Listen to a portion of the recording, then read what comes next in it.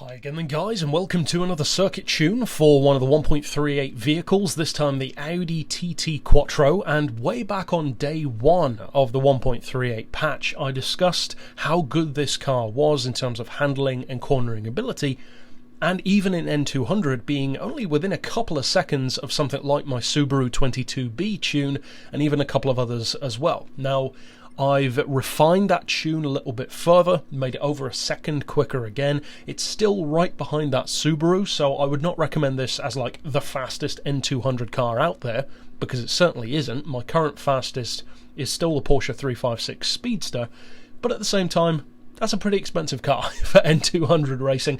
So this one's the kind of car that I'd recommend more so if you want to just try something different. It can still easily beat the AI in the game, just use more care when racing against real people, because that's when obviously you'll come up against cars which can actually be faster.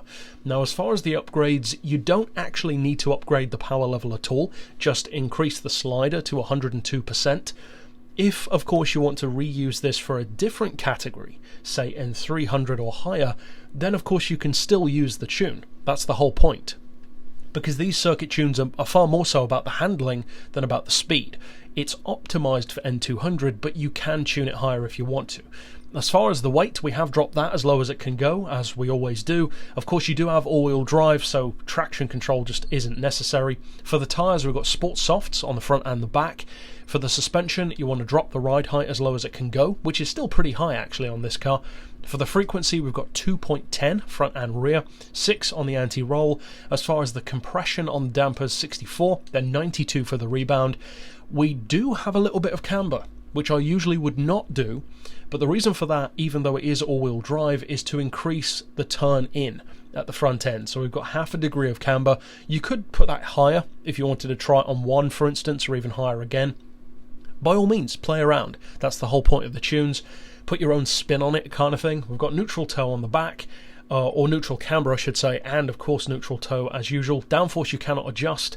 As far as the diff, I've got the lowest initial torque, as you can see, the highest acceleration and braking. Unfortunately, you still cannot adjust the centre split, and that really is a shame because it makes a massive difference to what an all-wheel drive car can do. Personally, I like to have most of them on like a 70-30 or even an 80-20 split, but we just don't have that option at the moment, at least. But the fact that it's there kind of indicates that they might have that in mind, maybe for the future, like snow tyres and that kind of thing. And finally, for the gearbox, of course, this is the part that you'll need to change the most if you do give it more power. You want the fully customised transmission, auto setting of 112, that's what I'd recommend. It's a pretty close ratio setup. Then for the gears themselves, you want first gear all the way to the right to improve the acceleration.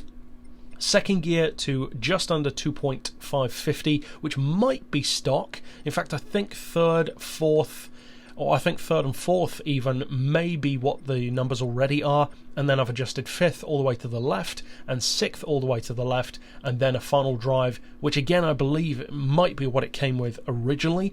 So again, if you do give it more power, you'll want to change that, obviously, because you won't get enough speed out of it if you don't. So that's it for the tune. Now, of course, what you want to see is, as always, put it out on our test track to see what it looks like and how it compares in action to my other tunes. Now, incidentally, if you want to get your hands on the livery that I'm using in this video, it is available on my storefront. For those who don't know, it's actually a replica of the TT Quattro Sport, which is a very rare version. It has the power of the 3.2 quattro, but the engine of the 1.8. It's a pretty clever little combination. It's lighter and just as powerful. It's a two-seater version with a sway bar and where the back seats used to be. It's pretty cool. But you can get that, as I said, from my storefront. I've done it in blue, silver, and red. But as far as the lap time, getting down to the actual performance of the car, you're looking at, of course, you can see my first lap here was a 203, then I knocked it down to a 202. So my Subaru, for reference, is a 201.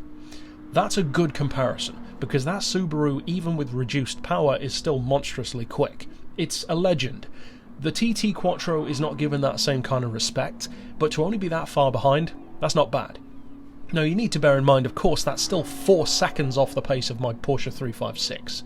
But it's also a lot cheaper. This is like a 60 grand car compared to 1.2 million for the Porsche, so again, it swings and roundabouts as far as advantages and disadvantages, but if you do decide to use the tune, this is easily one of the most beginner-friendly performance cars in the game. It's so easy to use, you'll pick it up immediately, even stock it's good, so of course tuned it is.